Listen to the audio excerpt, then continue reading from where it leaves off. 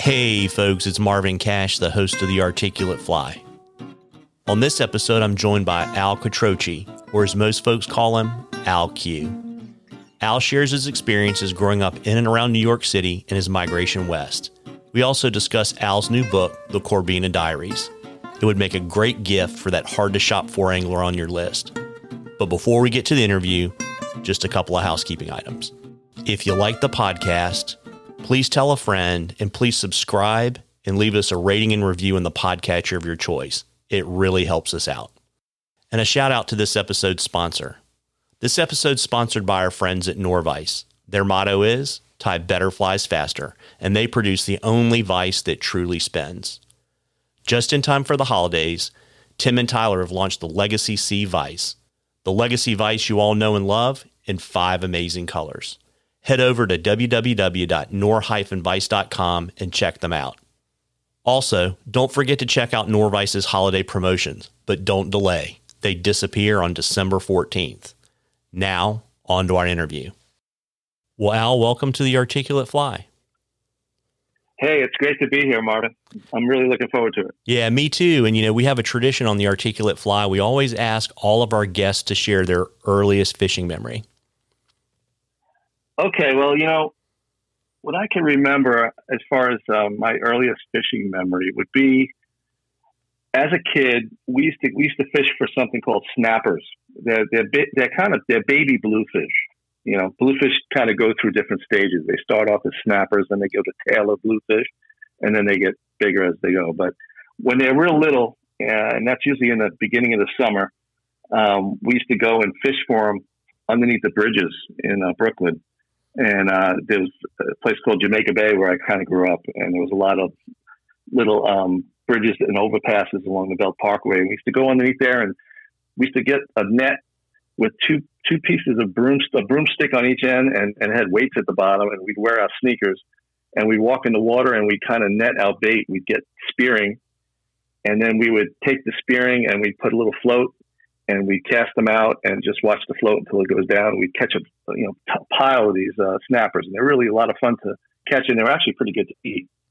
And then we used to also use a little lure called a sidewinder. It was a tiny little spoon. It was probably maybe a quarter of an ounce or so, and we would fish, light line, 4-pound, 6-pound test, and catch the snappers that way too. They were really aggressive, and they were a lot of fun. I think that was my earliest memories of fishing. Yeah, very neat. And when did you get drawn to the dark side of fly fishing? It's very, it's interesting. I always fished saltwater, and I always fished, spinning reels and plugs and all that stuff. And I used to read the Saltwater Sportsman as a kid, and I used to see all the articles with Joe Brooks and Lefty and Charles Waterman. They all had, fly rods. These guys were monster fishermen, but they also loved to fly fish. And I always told myself I'd love to do that someday. I never had a mentor to really take me down that path as a kid. And then when I moved to California, when I went to college, I came out to California and I started tinkering around with the fly rod, and I really didn't get into it. I got into it late. I was probably, I would say my early 30s is when I connected with Nick Hercione, and he was the guy that really kind of propelled me into the fish and the surf, and that it took off after that, really. So yeah, and what attracted you to fly fishing and kind of pulled you away from your childhood fishing gear? It was very mysterious to me. It was like I was trying to figure it out as reading about tippets and all these things, and it was really. It just allured me that it was just a fun way to do it. And for me, it was almost like, okay, I did all this other stuff. I want to kind of graduate to fly fishing because it seemed like it was almost at the top of the pinnacle, and to do that in salt water for me was just like, it was an amazing thing to try to do. And it was just something that I just always wanted to do. And then once I kind of found me, I just kind of started reading about it, and then I connected with some of the guys like Nick and some of the other people that really mentored me and got me into it. And once I caught my first fish on a fly rod, it was over. I was like, this is the best. It was basically a glorified hand line but it was just it's such an immediate connection to the end of your line and feeling the fish. And it was amazing. It's great. Yeah, that's awesome. And so, what was that transition like moving from gear to fly fishing? And, did your conventional fishing experience help you or did it hinder you? What was that like? It didn't really hinder me. I think in a certain sense it helped me because I understood how to cast, and I understood the dynamics of a cast. But the whole transitioning into the fly fishing world was the whole timing and the fact that you weren't throwing a weight, you were throwing the weight of the line and understanding load and stopping the rod and all that.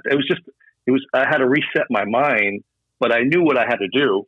It was just a matter of trying to figure it out, getting my brain and my mechanics right. And once I did, it was pretty smooth. It was a smooth transition. And for me, as a creative person, it opened up so many lanes for me because now I was like, I could not only get into like even doing a rod build, but you could also, start tying your own flies and going to stores and finding weird materials and designing things and seeing if they'll work. And it was like, I was like a kid in a candy shop when I picked up the fly rod. It was crazy. Yeah, it's funny, when you're talking about that, it makes me kind of remember when I first kind of started moving into fly fishing, and I came to it late too. I was always scared to go back and touch a spinning rod because I was afraid I was going to mess up my casting. I never felt that way. Even till today, I love throwing a Zara spook or, fishing conventional. I like fishing every way. To me, the fly rod was just a really refined tool to be able to experience a different way of fishing, and a lot of times a more productive way of fishing. In certain circumstances, the fly rod is king. You can't touch it to anything else. But I'll throw a harpoon if I have to. I mean, I just love being on the water and fishing, so it doesn't matter to me which way I do it. Yeah, it's very neat, and I know from our earlier conversations that even though you started fly fishing late, that you had an opportunity to really spend time with some of the really great people in our sport. And I was wondering if you could share with our listeners who were some of those folks that mentored you and, what did they teach you? Well, I took a class when I came out to California because I couldn't take it anymore. I had to figure out how to do this fly fishing thing. So I took a class at UCLA called The Art and Science of Fly Fishing with Neil Taylor. And Neil Taylor was really a great fly fisherman out here. He lived up in Lake Cachuma, and he was kind of like a Lefty Kreh in the sense that he was a master marksman. He did a lot of the shows, a lot of shooting, and he was a champion caster. He did bass plug casting and fly casting. He was phenomenal. So I took this class, and I told him, I said, Neil, I really don't want to learn about insects. I want to be able to grab a fly rod and run to the ocean. And he laughed at me. He goes, Al, you could put on a piece of yarn and catch a fish in the ocean. That's no, anybody can do that. I said, I don't care. That's what I want to do, So he taught me about trout fishing. I really learned everything about trout fishing with Neil and casting. He showed me a lot about casting. It was great. But that's kind of started me off. But what really propelled me was when I met Lefty. And it was interesting. There was this fly shop out here called Marriott's Fly Shop. And I walked in there as a young man, and I saw on the board that it said fishing Hot Creek, up in Mammoth, Lefty Kreh. And I did a double take. I'm like, Lefty Kreh? That can't be the same Lefty Kreh. So I asked him, I said, is this the real Lefty Kreh? And they're like, oh yeah, Lefty's going to be doing a class up there at Hot Creek. I said, sign me up. I said, how many spots are there? He goes, there's 6 and we have like 1 left. I said, sign me up. I didn't even know where Hot Creek was. So I had to get my little Thomas Guide map out at the time.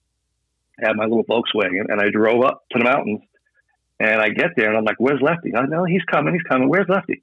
All of a sudden a Learjet comes flying down. There's an airport close by, and they drive Lefty over, and I got to spend 3 days with Lefty, and it changed my life. I mean, that was like phenomenal because he taught me how to double hole, and while he was at Hot Creek, he laughed at me because he goes, how do you know all this stuff? I used to read all the magazines. I knew all the great guys. I knew about Hal Lyman and Frank Woolner and Charlie Waterman and Milt Roscoe and all these old East Coast names, because I used to read all their articles, like, I used to eat them up. And I was asking Lefty about all these people, and he goes, "How do you know all these guys?" I said, "Well, I read a lot, I'm really into it." And I said, "There's this one cover, Lefty, that just came out on Fly Angler, and it blew me away because it was all the baits that I grew up with, the spearing and bay anchovies and all that stuff, but it was all done in epoxy." And it was like, for me, it was like looking at eye candy. And I said, "Who is this guy, Bob Popovich?" And Lefty goes, "Oh, that's Bobby. Yeah. He lives in Seaside, New Jersey. He's a friend of mine, and he's really a great fly tire." And I said, "Well, I've never seen anything like this." He goes, Yeah, Bobby's really great. He's doing a lot of stuff with epoxy and stuff." And Lefty goes, "I'm trying to get him into Umpqua as a pro tire." And he goes, "He just sent me a video, a VHS cassette on how to tie all these things." He goes, "When I get home, I'm going to send you the cassette out, and all I need you to do is just make me a couple of copies." I said, "No problem." So a couple of weeks passed by after I had my time with Lefty, and I get this package. And I'm like, I couldn't believe it. There's a package from Lefty Kreh. I opened it up, and he sends me this VHS tape, with Bobby tying all these flies that nobody on the West Coast had ever even seen before. So I call up Nick, and I said, "Nick, I just got the Holy Grail." He goes, "What do you mean?" I said, I got the how to tie all these amazing epoxy flies from Popovich. We gotta watch it."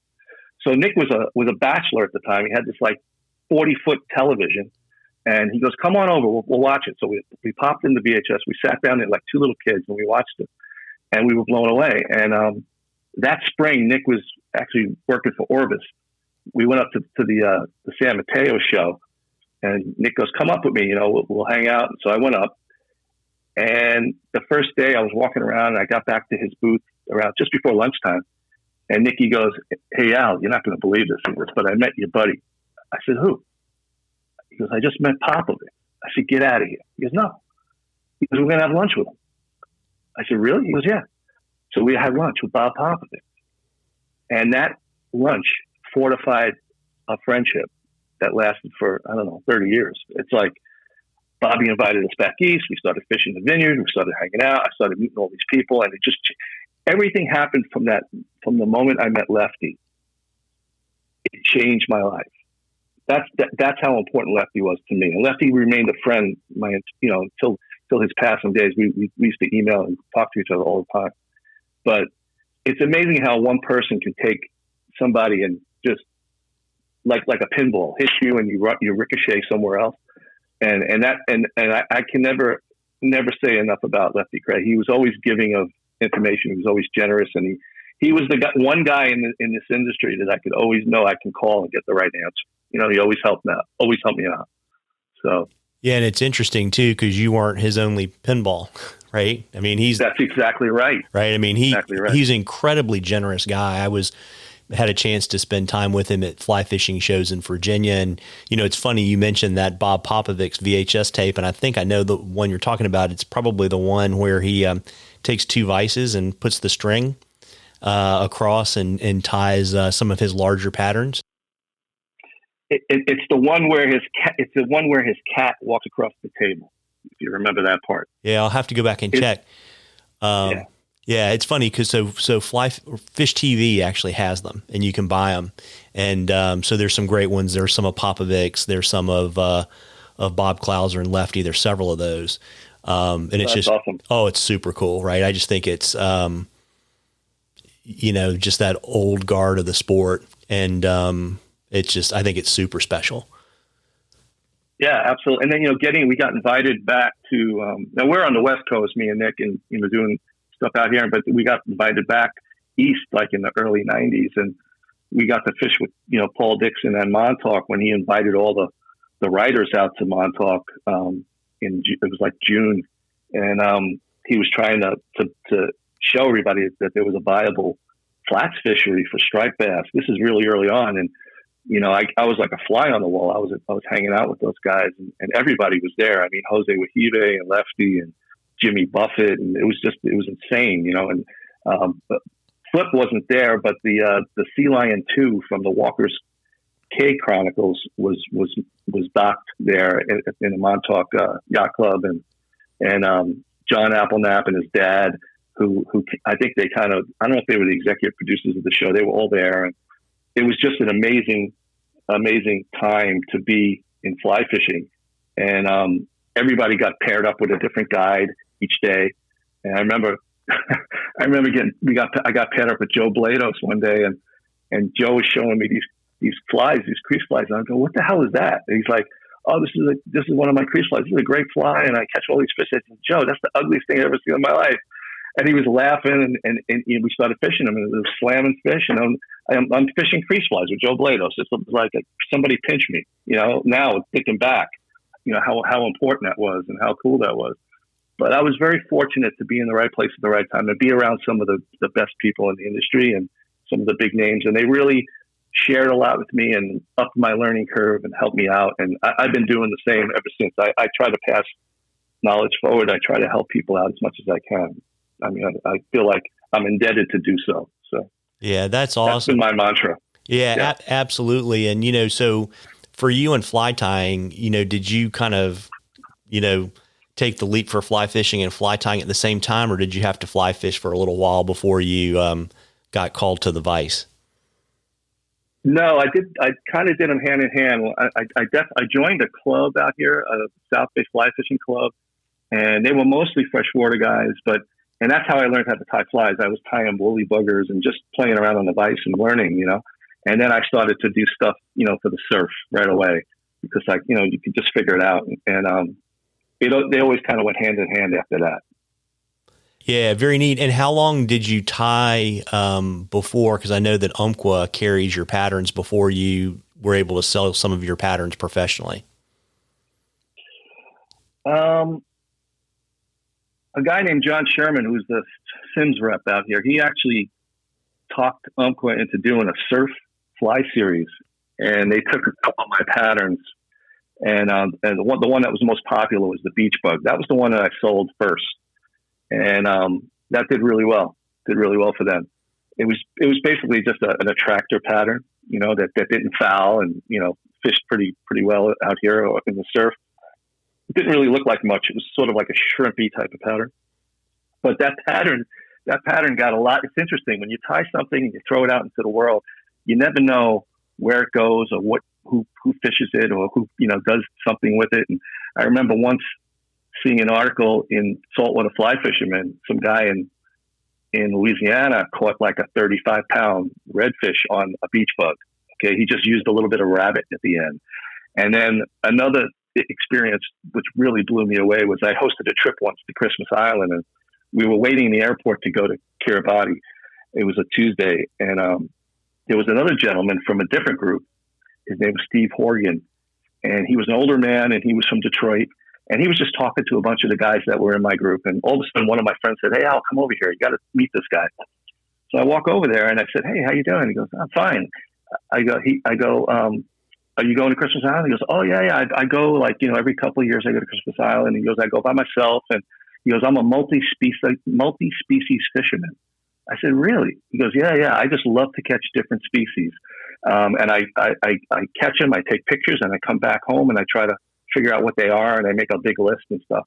And he goes, "One of my favorite flies is this fly called the Q's beach bug." And I go, "Really?" He goes, "Yeah." I said, "Well, my name is Al Quattrocchi."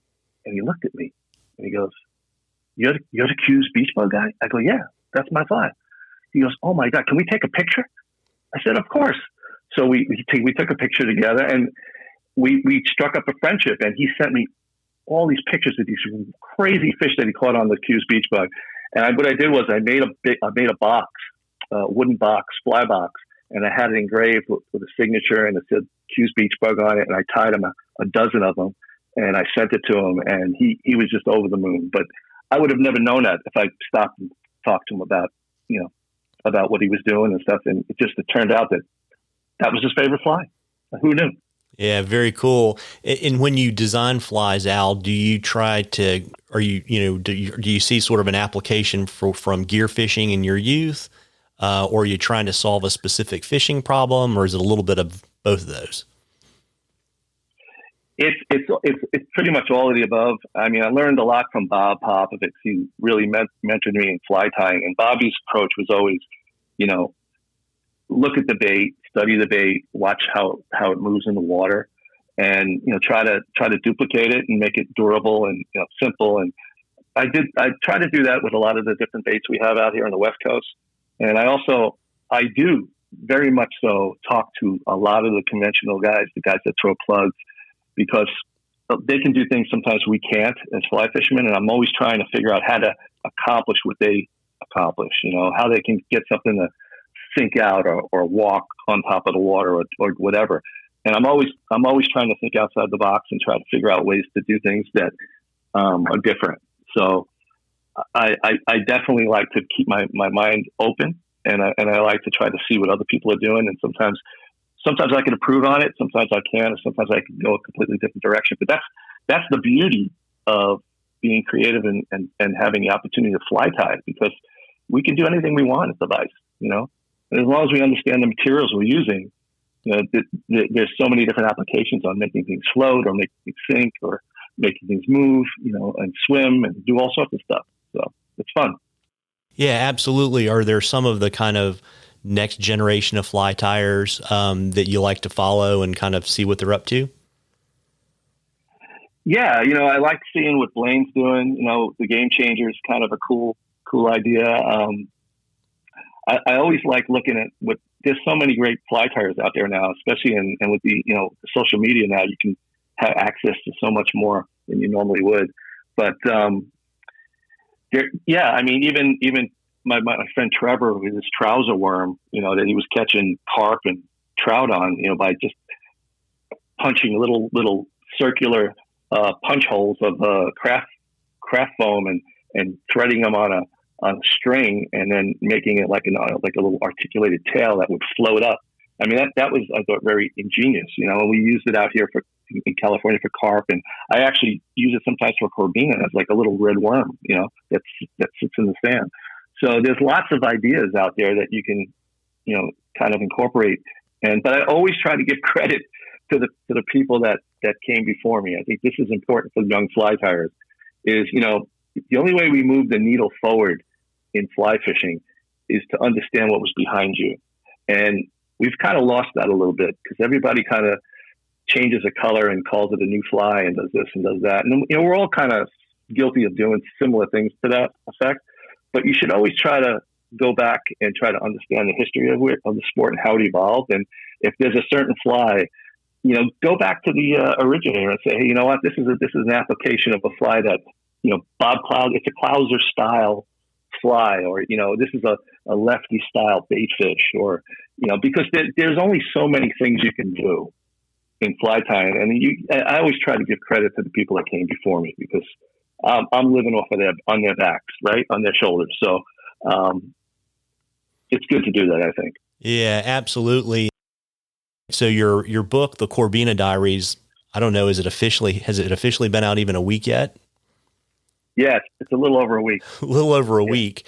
And so I was really curious, this is your first book. And I think you told me before we started recording that it was kind of gestating for about 20 years. Talk a little bit about the genesis of the project. Yeah. We have this crazy fish out here called the Corbina, and it's in the croaker family, and it shows up in large numbers in the early summer. And I think that's because they might be spawning. We don't really know a lot about them, but they come in really shallow. They almost have a triangular shaped body. They don't have an air bladder, so they can literally just glide in half an inch of water. And they come in large numbers, primarily when the sand crab beds start showing up big time in California. So they primarily feed at that time of the year on sand crabs. And when I first came to California, I used to see these things all the time. I used to kick them in the water. I mean, they're just everywhere, but they were very finicky, and a lot of people said they were hard to catch. And even the bait guys have a hard time sometimes catching. So I caught my first one, I think, in the early 90s, and I was just literally not even targeting them. I was fishing for perch, I think, and I caught one. And my buddy Nick was telling me, man, that's fantastic. You got a Corbina. They're really hard to catch. They're, fish of a lifetime, really, And that's mainly because we were throwing heavy lines. We were throwing, lead core shooting heads with amnesia running line and, trying to get as far out as you can in the surf line. And there was nothing subtle about throwing those big heads. But around 2000, things started changing. There was, a lot more young guys were out there fishing, and the lines started becoming integrated, and we can get these sinking lines that were, all one piece, and we can get them lighter. They would still sink pretty good, but they were lighter. They were like 200 grain, 175 grain. And they kind of changed the game a little bit, because now we could make a little bit more delicate presentations, but the flies were still hitting heavy. We were using epoxy flies, trying to figure out how to do sand crabs, and it was like throwing a pebble in the ocean, and they would scatter. These fish were very, very finicky. They would scatter all over the place. So it wasn't until my buddy Paul kind of played around with a fly that Del Brown created called the Merkin fly, and he called it the Surfing Merkin. It was just an adaptation of Del's fly, but it landed soft, and that allowed us to really put these sand crabs softly in front of these fish. And when they would start to come in and feed, they would see those little sand crabs swimming across the bottom, and we would get them. And we started routinely catching Corbina. It was like we broke the code, and we started catching them. I started writing about it, and I got my buddy Paul involved in writing some articles and doing presentations, but still nobody was really catching on because they were difficult to catch. And it was like you had to know the time period of when they were going to feed. There would be a magic window on different tides of when they would actually start to feed. And it was definitely a learning curve. So like if you jumped into the Corbina game, 10 years ago or 15 years ago, you might have struggled a couple of seasons and not really get any until you finally maybe land one. Like I know people that went 2 or 3 seasons and didn't get one, then finally they catch them. Now you can go out and guys get, 20 a season, 50 a season. I don't know how many, but it's only because of this whole idea of the way we approach them, the lighter lines, the softer flies, understanding their feeding habits, understanding the patterns that they go into. And I talk about all of that in the book. It makes it a lot easier now to go out there. And I think if people get the book, pick it up and read it, it's pretty much giving you a DIY on how to be, there's enough information in it that'd be dangerous to go out there and actually try to get one. So it's cool. They're one of the toughest fish, I think personally, to land on a fly rod. Yeah, it's interesting because I listened to your interview with the Bowmans, and you guys were kind of trying to discuss whether you thought it was harder to catch a permit or not. And I'm assuming that it was that challenge is what kind of drew you in and to kind of crack that code. Yeah, absolutely. I mean, I remember going down in the mornings, and if I got a bump on a fly, that was a win. I was like, wow, man, I got that fish bumped my fly today. That was awesome. And it took a while, and then we would catch one, and I go, okay, I'm going to save this fly because this is the fly, man. This is fly. And then I would fish that fly for another week or two and never even catch one. And I'm like, oh man. And then finally, when we got that Merkin, really, really changed it, because then and then the Holy Moly is just an adaptation to the Merkin, but it was basically that sand crab style fly. When you strip it and it lays underneath the sand and it forms almost like a little bubble that kind of crawls along the sand, and they see that, they think it's a fleeing crab. They go right over it and suck it right in. A lot of times they'll even get it way back in their crushers. They really want that fly. That was the ability to change the game, figuring out what they were going to eat. Yeah, it was cool. Yeah, very neat. And some of my listeners may not know this, but in your non-fishing life, you're a partner in a creative agency. And if you haven't seen the book yet, folks, I mean, it's beautifully laid out, beautifully designed, very different from most fishing or fly fishing books I've ever seen. And I was curious, Al, if you could just share with us kind of what you were trying to achieve from a design perspective when you laid out the book. Absolutely. I don't like to do the same thing twice. I'm not that guy. And I love reading different fly fishing books, and I've read many, many, many fly fishing books, and they're all awesome. But they all kind of look the same. So I wanted to do something a little different. And in advertising, there's something called disruption. And a lot of the big advertising agencies use that term. And basically what it is, if you're black, I'm going to be white. If you're red, I'm going to be blue. I want to stand out. I don't want to be like everybody else. So I decided when I designed this book that it was going to be kind of like a coffee table book, but with information and illustrations and really cool photography. And I wanted every page to be a discovery. So every time you turn a page, it's different. You're not going to see the same thing each time. And I think for me, it's kind of fun because it takes you on a journey through the book, and it just keeps you interested. So that was my premise, was try to do something that was different, but yet, exciting and fun. And you look at the magazines, the fly fishing magazines today, like the Drake and Tail and stuff, their layouts are really great. They're fun. It's not the same cookie cutter thing that goes through each magazine. Everyone might be a little different. They might change the font on one article, or they might run a big spread on one article, and different photos, and maybe one's an illustration, maybe some. And that was the concept. I wanted to have something that kind of felt more like a fun periodical type of diary-ish type of book, and I think I kind of accomplished it. Yeah, I think it's a beautiful book. And, one of the things that struck me, I had a chance to spend some time with it before the interview, is you can really see in it that it's an homage to this small group of people that cracked the code and then kind of shared it with the next group of people. And I was wondering, for my listeners who don't live in Southern California, which is probably a good chunk of them, can you tell us a little bit about that culture? Yeah, it's almost like the skateboard culture, in California, when the kids started dropping into the empty swimming pools, and using those as skate ramps.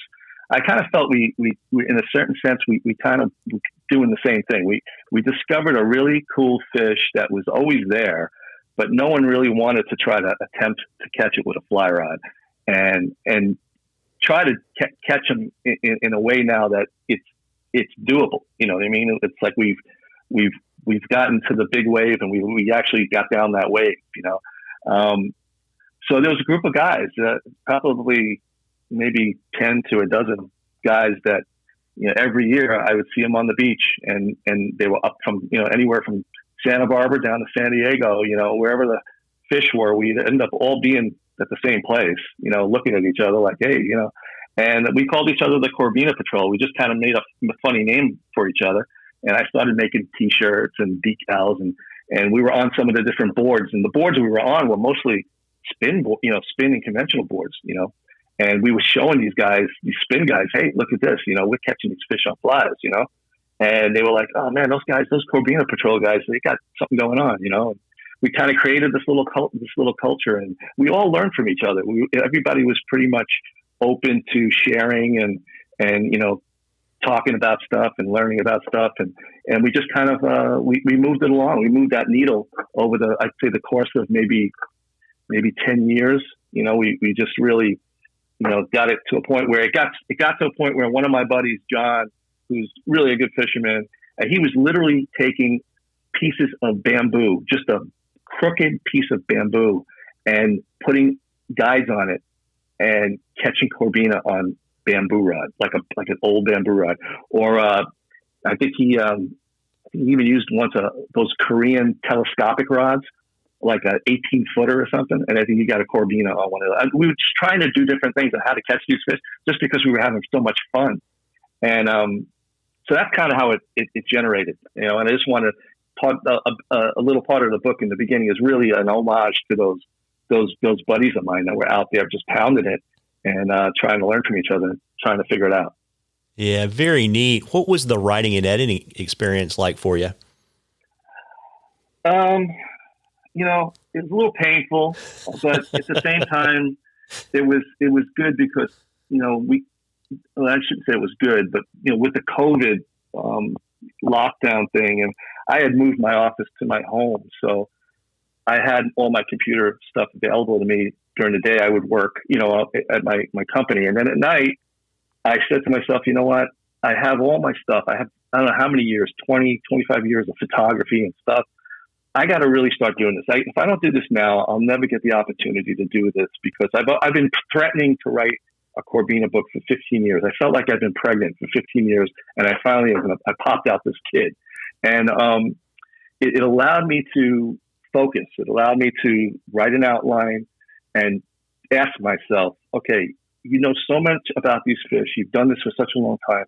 How are we going to organize those thoughts? How are we going to get this into some sort of a book form? And I just made myself an outline, and I reached out to Dr. Milton Love, who's a great marine biologist, and he was willing to give me some information about sand crabs and some of the history of the Corbina. And then I have a lot of friends in the industry that I said, you know, guys, everybody loves to sight fish. Can you guys give me good quotes? So I have a bunch of really cool people giving me great quotes about sight fishing. And I just started approaching it like building a house. You know, I got my framework, and then I would just start to knock them out one section at a time, you know. And then when I got it all together, then I kind of put it down in a form where I could actually visualize it. And I started breaking it up into pieces and figuring out how the book was going to lay out. And I got really lucky this year. I found a really cool secret spot that that kid, Chris Nichols, had turned me on to. And in one day, I probably got 10 of the best photos I've ever taken for Corbina this past season. And that all went into the book. All the little pieces came together. A kid from San Diego said, "Hey, Q, I got this great drone footage of a sequence of hooking a Corbina." I said, "Would you send it to me?" Absolutely.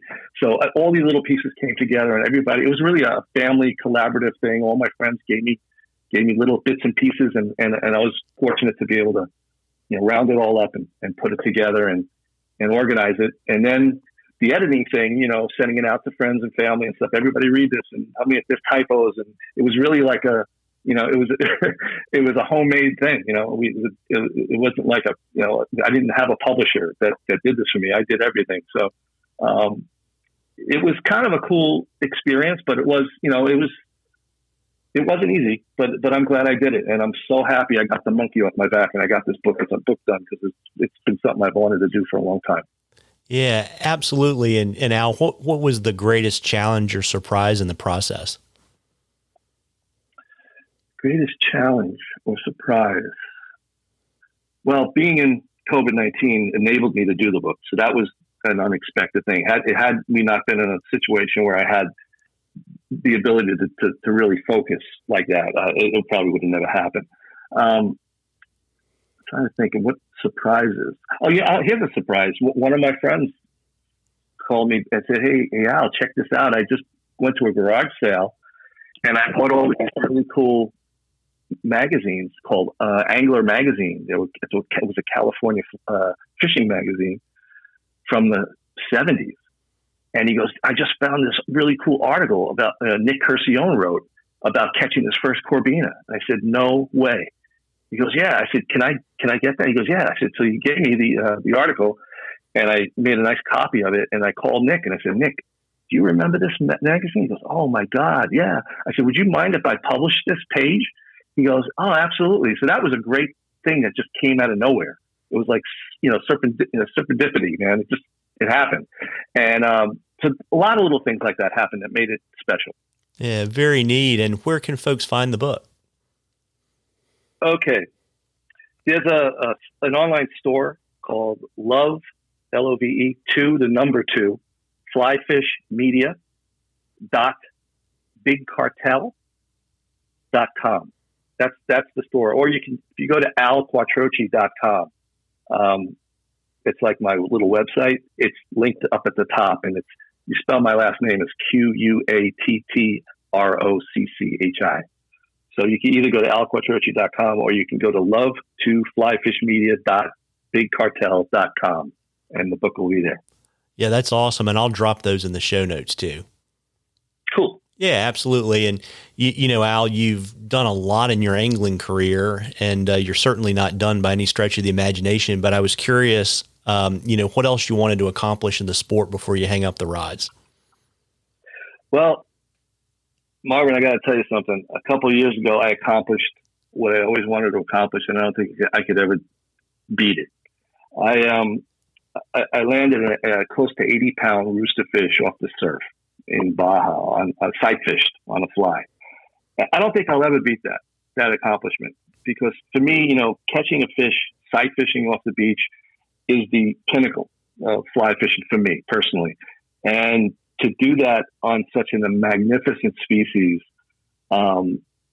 it was just I still pinch myself, and I still remember that day vividly, how I landed that fish. And that's it. I mean, I can literally hang up my rod at this point, and knowing that I accomplished that. And that's something that I've always wanted to do, is land a nice size fish off the beach. And I never thought I'd catch the 70 to 80 pound rooster off the beach on a fly. It was unbelievable. Yeah, that's pretty neat. And, talking about COVID, you have all this outreach and educational stuff that you like to do. And I'm sure COVID has certainly disrupted it in 2020. But can you share any of the events that you hope you're going to be able to hold in 2021? Yeah, there's a few things. I'll be doing some Zoom stuff. And another thing that's interesting is I connected with a friend, this young guy named Joshua Schwartz. He's a top chef. And we're going to be doing a thing called Travel Creole Hospitality. And what that is we're going to literally take a 5-star restaurant anywhere we go. So we're going to do our first one, hopefully in July. We're going to do a trip up the Sacramento River to striped bass. We got 3 guides. It'll only be for 6 guests. But we got this amazing James Bond house, and we're going to have unbelievable food, and we're going to do a beer tour at the Sierra Nevada Beer Brewery, and we're going to have live music, and it's going to be a really cool experience for people. So it's going to be a little bit different than what people have done in fly fishing. So I'm looking forward to that. I don't know where that's going to go, but that's something that I have planned. The other thing that is happening, I think I can talk about it, is I'm going to be the Western editor for Tail Magazine, and they want to have more of a presence here on the West Coast. It's a great East Coast and Southern Coast magazine. So I'm going to try to help obtain some content from here, from California, and I think we're going to try to do some fun articles on California. So I'm looking forward to helping out the editor there. And other than that, I'm just going to try to keep pushing along and, tying flies, writing stuff, trying to help kids get into the sport and get off devices, and do what I do. Yeah, that sounds like a plan. And what's the best place for people to get in touch with you and to keep up with all your adventures? I can be emailed at lovetoflyfishmedia@gmail.com. And if they want to just check the website I have, I'm always putting up really fun stuff. That's alquattrocchi.com. That's the best way to see what's going on. Got it. And you're also on Instagram too, right? I am. Yeah. I think it's just Al Quattrocchi. Cool. Instagram. Yeah. And I'll drop all those in the show notes. And, Al, it was great spending time with you. I really enjoyed your book, and I appreciate you carving out a little bit of time for me. Marvin, it tickles me that you say that you love my book, because I appreciate your candid explanations, and I love what you do, and I really like your podcast, and I'm just grateful to be here. So thank you so much for having me. Well, it was my pleasure, and I again super appreciate you making the time for me. Have a great evening. All right, take care. Well, folks, I hope you enjoyed that as much as we enjoyed bringing it to you. Again, a shout out to this episode's sponsor, our friends at Norvise, www.nor-vice.com. Head on over there and check out all the great products and their holiday promotions. But remember, they're done on December 14th, so don't delay. Happy holidays, everybody.